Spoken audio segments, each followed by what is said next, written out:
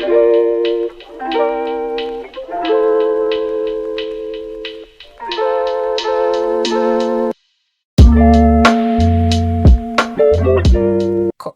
ça va, coupe kubamba? Hello, everyone. Welcome to this podcast. This is the first episode of our podcast titled Realities of Unstoppable Humans. And Unstoppable Humans, in this case, are young feminist organizers, which we identify as. We are feminists, but we are also young and organizers. So we are going to use the word YFO throughout this podcast. This podcast is in partnerships with a feminist center Feminist for Peace, Rights and Justice Center. And Population Council Kenya. And so, sorry, it's a very long name, but in short form, it's a Feminist Center in partnership with Population Council. So this podcast is part of our Dissemination series for the Nawiri Project. So Nawiri Project happened from October 2023. No, it's way before that. But we joined in October 2023 and ended in March.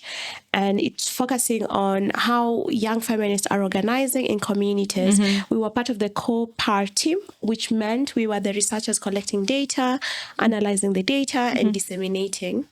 So we're looking at impact of the YFOs in the communities, how they're organizing, the challenges, the barriers, thematic areas, and way forward for these young feminist organizations.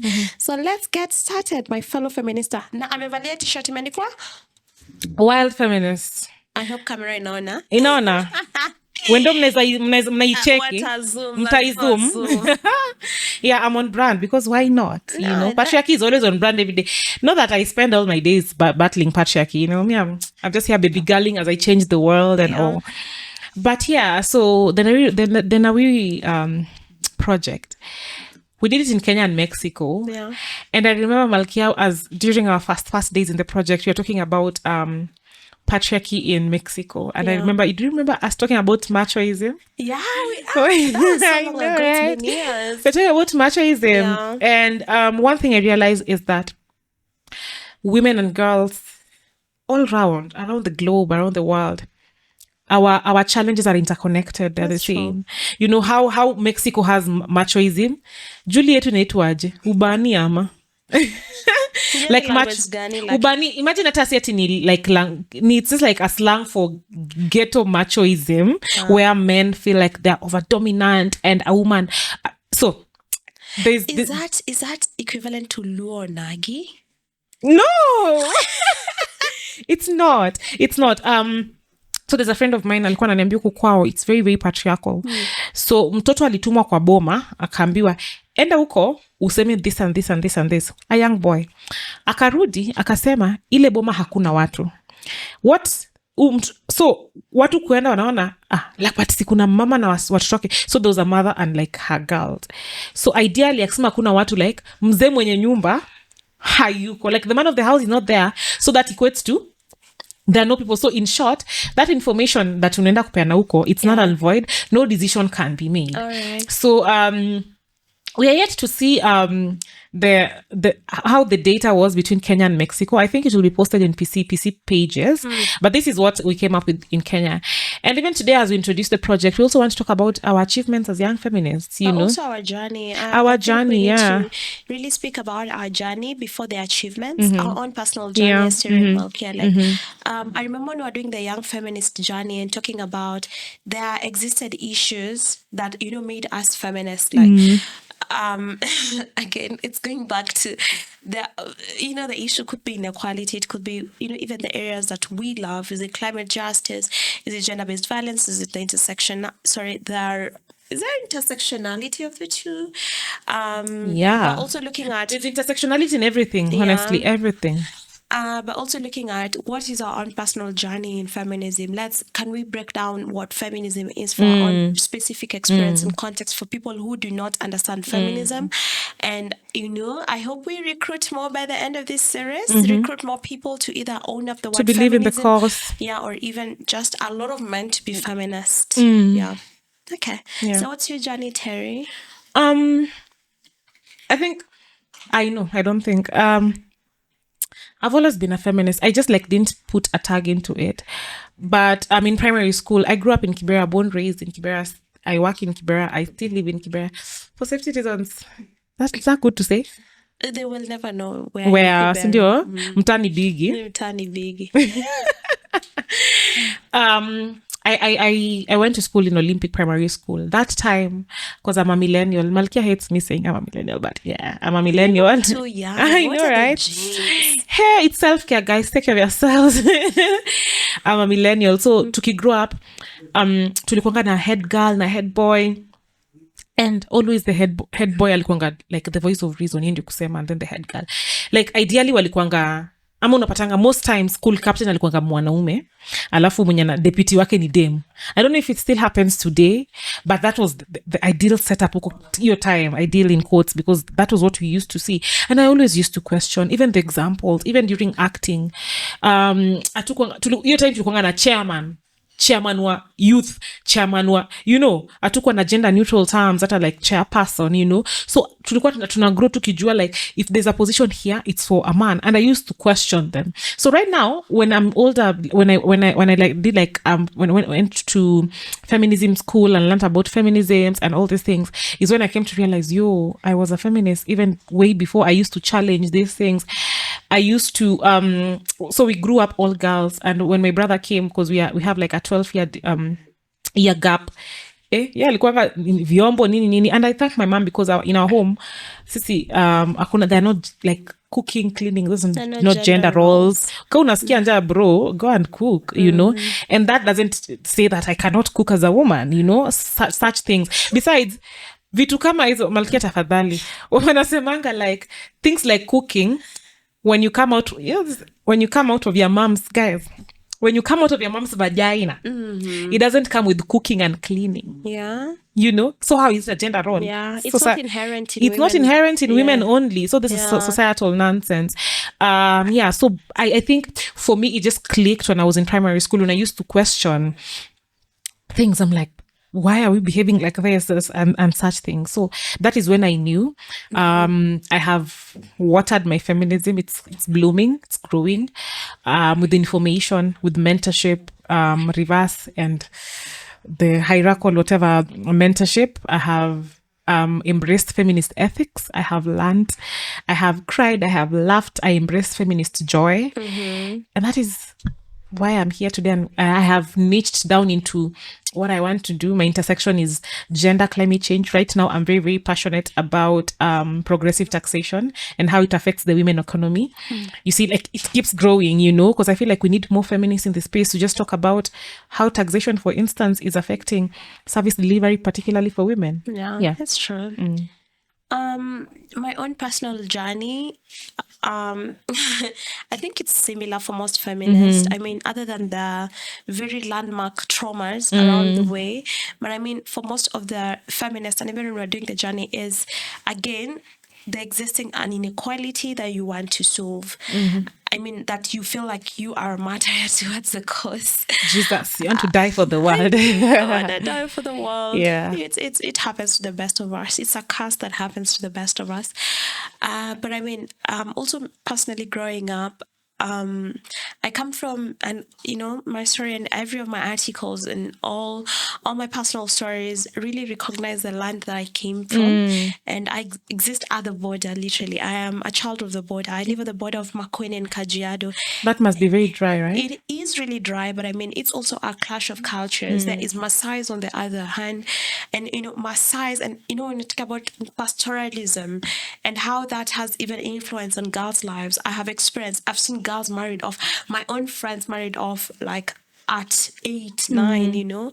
I've seen girls being what is it called, betrothed at birth. What does that mean? It means umebushabukiwa. Oh God. At birth. And you know, all these, for me, that was normal. I mean, I would question a bit, but I mean, that was their culture. I come from that, and I also come from a place that it's so dry. So, I mean, there was all these geographical barriers towards even liberation. And I'm just like thinking, Malkia, at that time, we didn't have like intentional conversations about even climate change. There was it. I mean, the Maasai or intersectionality.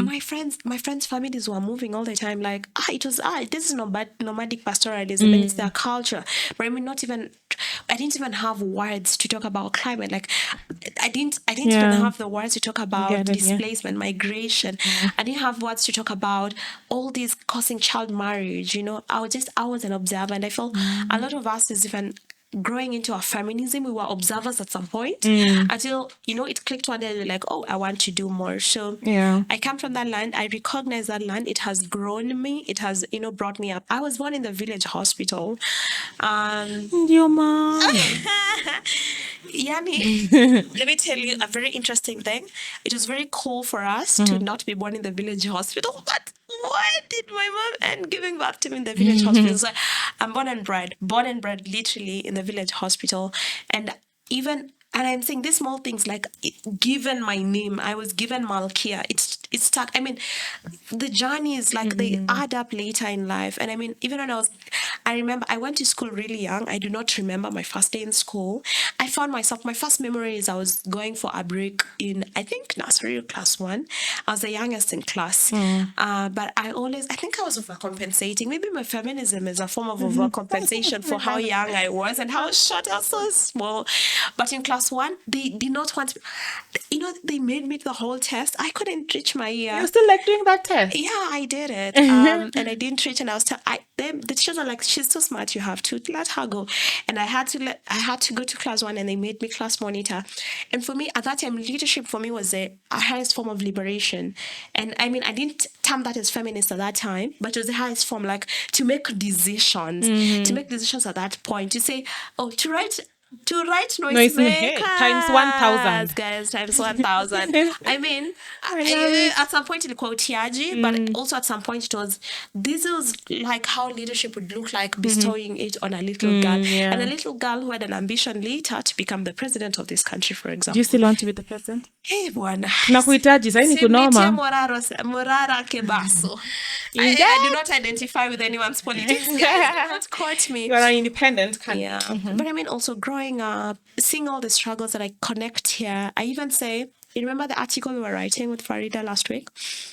It said I didn't have words, something like exacerbation. I didn't have words at that time. We didn't have words for feminism. Exacerbation. Yeah, we didn't have words. We just lived the words. I mean, so we would see things and keep them in our memories. And then later, when we identified personally as feminists, is when we string all these stories. Yeah. And that's been my story, I think. I went to boarding school really young too, so that also picks on my hyper independence, which is really traumatic. But I mean, I've had to really bring myself up. And sometimes that could also tie to my feminism, because then I didn't depend, and in the form that women dependence on men is tied to, I didn't have to do that a lot. So I had to bring myself up. I had to stand my ground. But you do realize that women dependence on men at times is systemic. We do not choose to be dependent on men. We did not. I mean, economic. Yeah. I mean, women not being economically independent means then they have to be independent on men. Yeah. Yeah. And looking at that, so that's my own personal story. I mean, there are more like nuances, turns, twists as I grow into an adult. But I mean, that's my earliest life. So let's look at even in the journey of young feminists. And this is a question to you, Terry. Yes.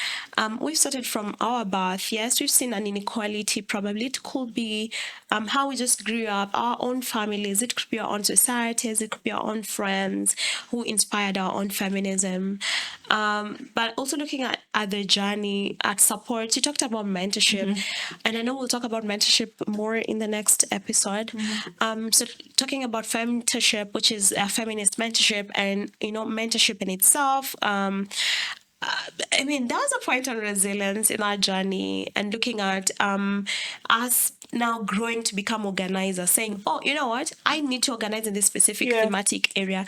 Personally, as the executive director of Sauti Salama, and reaching to that point and saying, you know what, I want to create a digital platform for survivors of GBV. Let's look at that journey, and looking at the backlash. Let's look at patriarchy. Let's talk about that. What was your backlash and barriers? For me, growing up in my later years, as I defined myself intentionally, I am a feminist. You won't believe, but major backlash came from my family. Yeah. My family my mom has been the most supportive, you know. My mom is a feminist, so are my sisters. But ideally, just how, because I work in the feminist space. Like, yeah, I work in the feminist space. I work around climate policy. I implement climate change projects in Kibera. Yeah, so that's basically what I do. But then they don't see that as work, you know. And I work in an urban informal settlement. So just like how the capitalistic sense of success is corporate, you wear a suit and go to work. But me niko Katwekera, we are rescuing women, you know. We are we are picketing against femicide. As much as it's not work, at times you don't even get paid. Actually, people don't even get paid to go for anti-femicide protest. You know? Personally, I'm talking about myself. I've never been paid to. I used to wake up na naenda. Because for me, in fact, Malkia, you know, for me it's personal. I have lost 2 of my aunties to femicide. Yeah. One was stabbed 17 times with her husband. The other one alikatwa na panga na kakufa, and we have never got justice. So the first perpetrator aligongwa na gari along Nairobi Kakamega highway. If that is justice, I don't know, but he was run over by a moving car. The second one, rumor has it that alitorokea sides of Tanzania. We have never seen him. Until today, we never got justice. And you know, Malkia, you don't have to go through what I went through for us to go to the street, right? Yeah.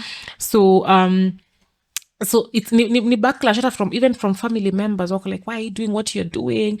I remember there's a time Julia and I were attacked. Our world was crashing. We were seriously attacked. Ilikuwa time ya maandamano, and I think we went for like a GBV meeting, a strategy meeting, and in that same hotel there was like a meeting for opposition or something, government, I don't know, I don't remember. So si tumeingia kwa hoteli tunda meeting, and it was just like tick like watu wa women power ndio hao wameenda. We were attacked. I had a business that time, karibu ichomwe ya Julie, karibu ichomwe, and it was bad. So and then you are in a family that is not supportive of what you do, and then umekuwa attacked. See, that is the point of reference. And I told you, don't do this. You think, and even at times as zingine, you know, they even have like facts. Wako like akina Condoleezza Rice wakifanyanga stories of feminism. How many years down the line have they ever succeeded? They even tell you it's a lost cause. You know? Yeah. You know, such like things. But you keep going and going and going. And that's why it's important for feminist sisters to have sisters. For feminist women to have sisters, to have a support system, Malkia, where I can fall back and you will support me and tell me, no, you know, even na yo backlash yote, it's okay. But the truth is I've also got backlash in this space. Yeah. And I've always told you, at times, I'm always an in-betweener. Mm-hmm. So, religion ukweli, inakwanga, it subjugates women. Unasikia kizungu zenye nasema? Religion at times, or even most times, is against women. Ukiona tu zinafanyika, even cultures. But Malkia, I'm a religious person, you know. So at times how do you reconcile the two? At times I just like boil it down to personal ethics and feminist ethics, because Malkia, and I say I'm also very, very drawn to African traditional culture, but I'm very, very careful not to romanticize our cultures that were demeaning towards women, that were violent and all those things. I still need to know how you reconcile, because African tradition in the form, like pick and pick, you know, if I would pick what works for feminism from the African tradition, it's the same thing the patriarchy does. It picks what worked for men. You know, we say when men say they miss the you know, good days, the old days, it means they miss the days that women didn't have a voice. We've had that reference. But also even feminism, or in the flip side, if we say feminism, you know, feminism intersecting with the African tradition, it could mean pick of the where women are empowered.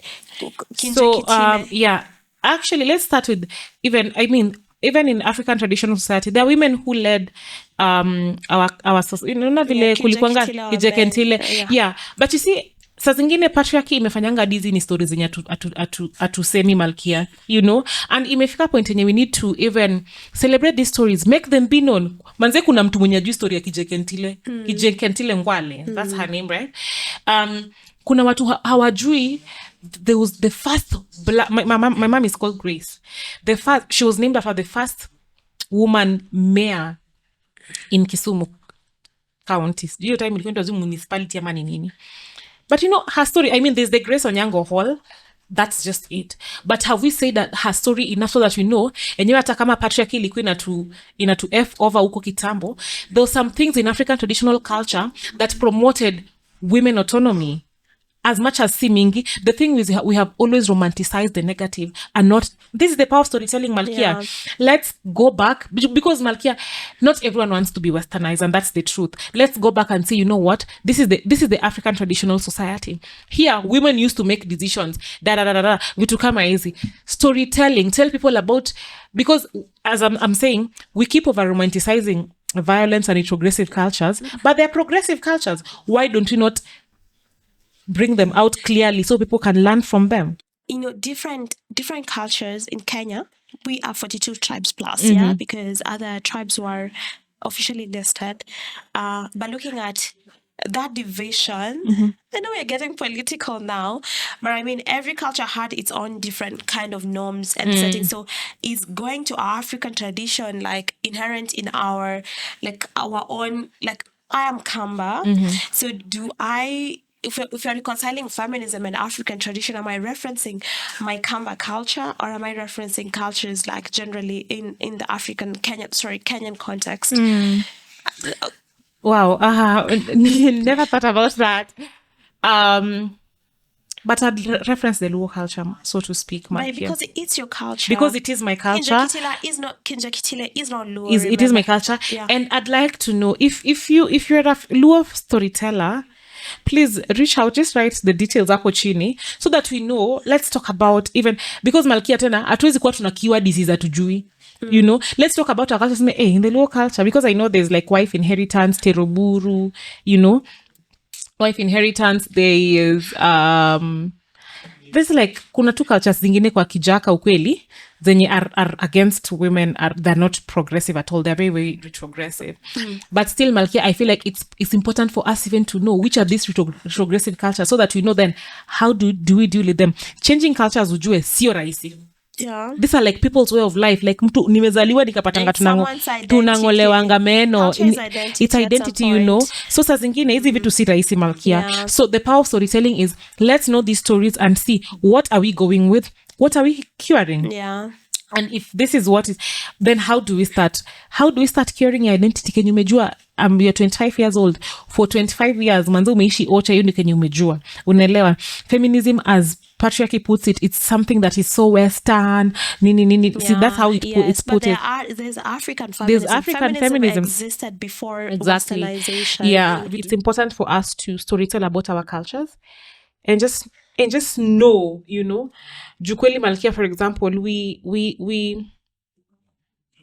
respond towards gender-based violence because we've seen the numbers, women being raped, femicide cases and all those things. But also enough of our traumas, you know. Yeah, let's talk about our achievements, you know. Kuna tu mtu mwenye anakapo anasema this happens, nini feminists wanafanyanga. So yeah, here to tell you that the project actually highlighted a lot of achievements of young feminist organizations. And just to remind you, the research took place in Nairobi, Kiambu, Mombasa County, Bungoma, kwa Yesu wa Tongaren, and Baringo, yeah, and Baringo. Very, very rich findings in the research. We will put like a link there. We'll put a link to the findings so that you see how you can partner with these young feminist organizations. Yeah. But Malkia, would you like to even first highlight the achievements? Well, I mean, highlighting the achievements, we'll be talking about the work that we continue to do. And I feel sometimes it becomes repetitive about, this is see me as a young feminist. I'm here doing work. But I mean, we cannot talk about achievements without talking about the thematic areas that the young feminists are, working on. Yeah. And gender-based violence. We saw Elimuka in Mombasa doing work on education. We had Leha working with sexuality and gender minorities, sexual and gender LBQ rights. We have Feminist Center working on gender-based violence, economic empowerment. They also do a lot of work on climate action. Climate action. We have Sisters of Jerop Initiative in Baringo working on economic empowerment, and climate justice and education. We've just seen a lot.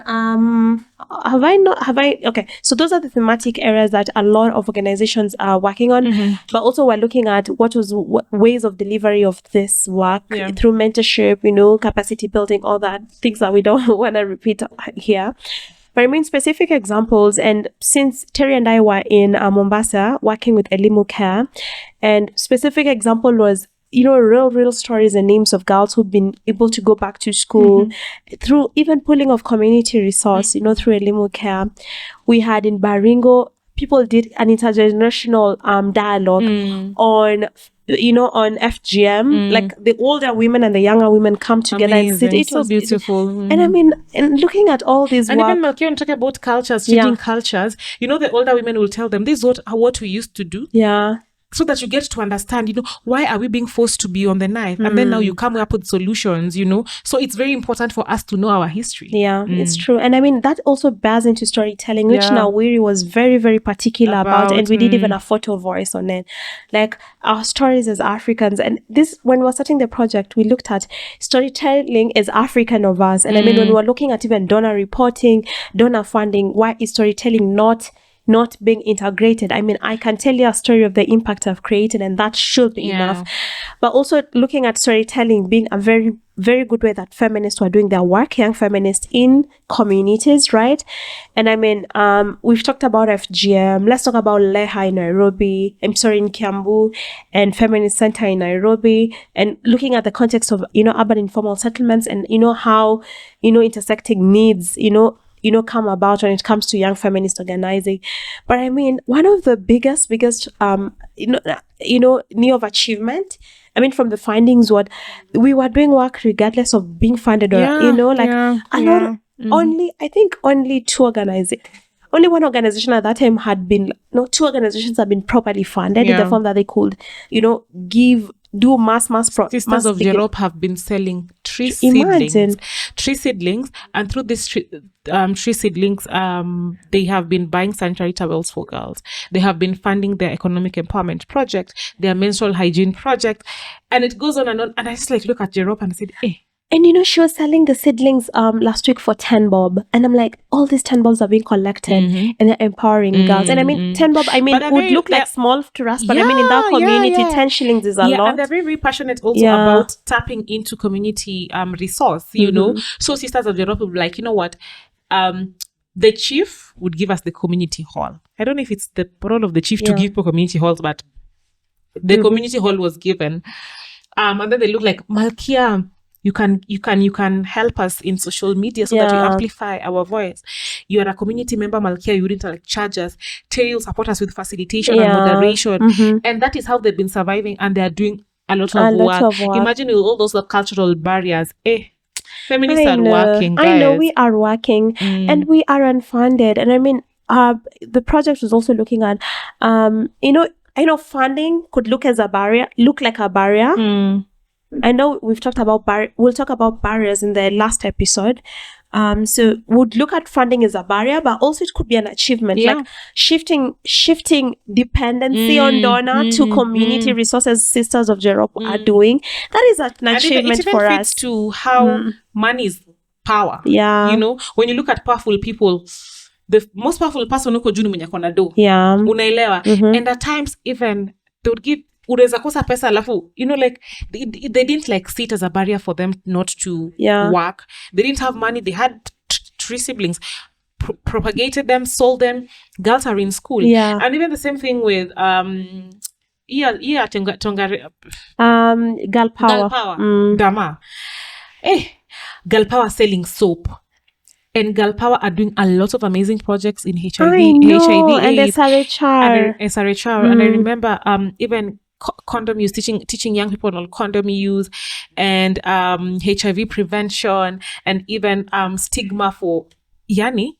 If you look, they're supplementing. Ideally, hii ni kazi serikali inafaa kufanya. I know. But ukiangalia the part that civil society, especially young feminist organizations are doing, it's a lot. So in Bungoma County specifically, Girl Power is there. So according to Girl Power, even as we are doing focus group discussions, even the numbers of prevalence cases have really gone down, because the awareness that they are creating there, which is very, very amazing. Malkia, you're talking about gender responsive budgeting, and I just remembered I learned something last week about gender responsive public service, and they're talking about it should be affordable, accessible, it's like 4 adaptable, adaptable, and it should be safe. At times unapatanga the service that we get even as women, and that's why feminist organizations are on board and are doing things. For example, unapata let me talk about even water access. We get water, but is it affordable? So affordability, for example, it needs to be like probably 3% of the total household income. Most times it's not. Let's talk about adequacy. Like does it have like the proper taste, the proper color? Like tuko na maji, yes, but sasa inanuka, ni chafu, but tuko na maji. And feminists come to fill to fill that gap, because we're just not giving women services because of ticking a box. Let's even talk about variability. Unapata most women even get, for example, let me talk about contraceptives. Unapata ni moja tu iko kwa hosi. It doesn't matter if it's your body or your weight or your blood, whatever levels. I don't know, I'm not a doctor, but things like that. And a lot of feminists are doing also a lot of work on gender responsive public service, even holding the government into account on how gender responsive public service should look like. And that's an achievement, if you ask me, honestly. It is. Because look at even education in for elimu care. I think for them, even the way they measure impact, it's not about ati tulipeleka wasichana wakumi shule. It's about wakitoka shule, do they have sanitary towels? Do they have like food at home? They go probably as far as even economically empowering the mothers of these girls, such things. So even as we measure impact, I know you talk about measuring impact to Kombele in later episodes, but even I'm so happy even as I talk about our achievements, given that it's not plastic achievement, it's really thought over. It's honestly. Actually and it's not just things that it's things you're seeing in community. I mean, so I mean, what's the way forward with our achievements? That I mean, what more could be done?